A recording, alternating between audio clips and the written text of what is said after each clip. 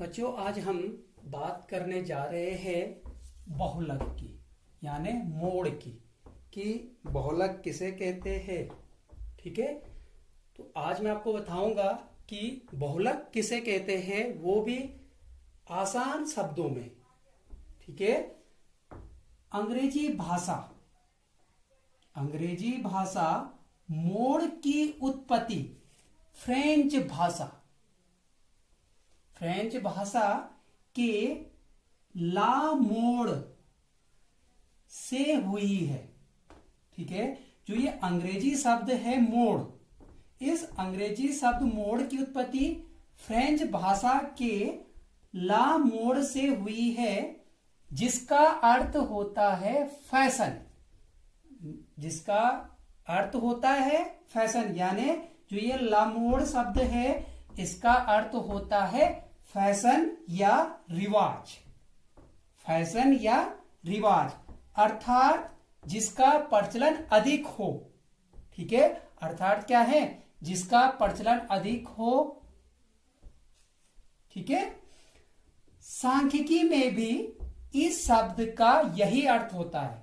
यानी जो सांख्यिकी है हमारी, जो स्टैटिक्स है, स्टैटिक्स में भी इस शब्द का, यानी लामोड़ शब्द का अर्थ क्या होता है, वही होता है जो फ्रेंच भाषा में होता है। क्या होता है, फैशन या रिवाज। ठीक है, सांख्यिकी में भी इस शब्द का यही अर्थ होता है, अर्थात बहुलक किसी समंक माला में अधिकतम आवृत्तियों वाला पद होता है। जो बहुलक होता है वो समंक माला में अधिकतम आवृत्तियों वाला पद होता है, अर्थात बहुलक वह मूल्य है जो श्रेणी में सबसे अधिक बार आता है। बहुलक क्या होता है, बहुलक वह मूल्य होता है जो श्रेणी में सबसे अधिक बार आता है, उसे हम बहुलक कहते हैं।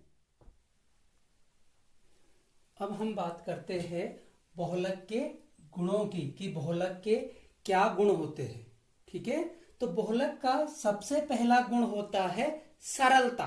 बहुलक का सबसे पहला जो गुण होता है वो होता है सरलता। ठीक है, बहुलक का सबसे बड़ा गुण उसकी सरलता का होता है। ठीक है, क्योंकि बहुलक को ज्ञान करना क्या होता है, बहुत ही आसान होता है।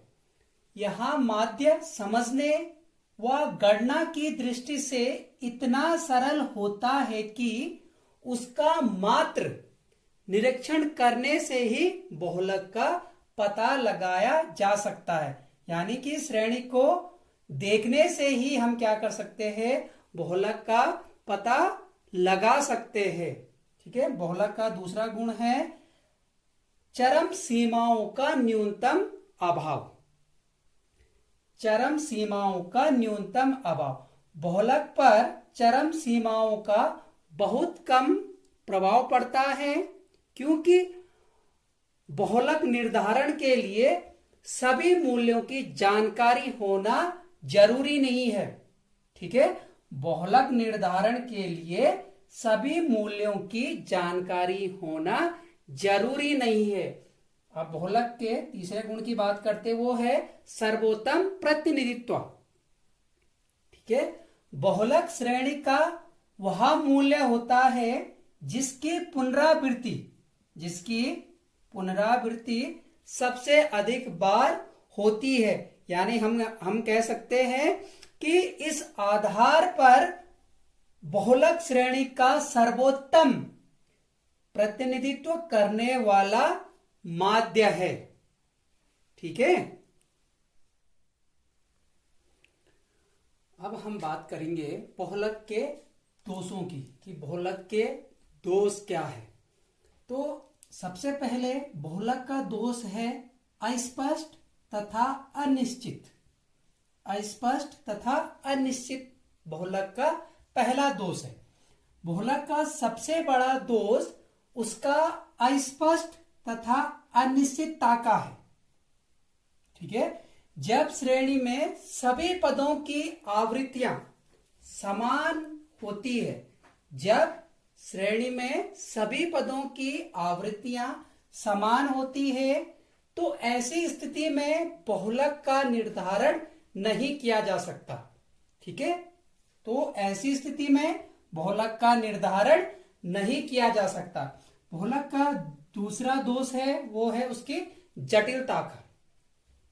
यदि निरीक्षण द्वारा बहुलक का पता नहीं चल सकता या नहीं चल पाता है, ठीक है, यदि निरीक्षण द्वारा बहुलक का पता नहीं चल पाता है तो उसके लिए अपनानी जाने वाली समूह विधि, जिसे हम ग्रुप मेथड भी कहते हैं, कि क्रिया विधि को सामान्य व्यक्ति के लिए समझना क्या हो जाता है, बहुत ही मुश्किल हो जाता है।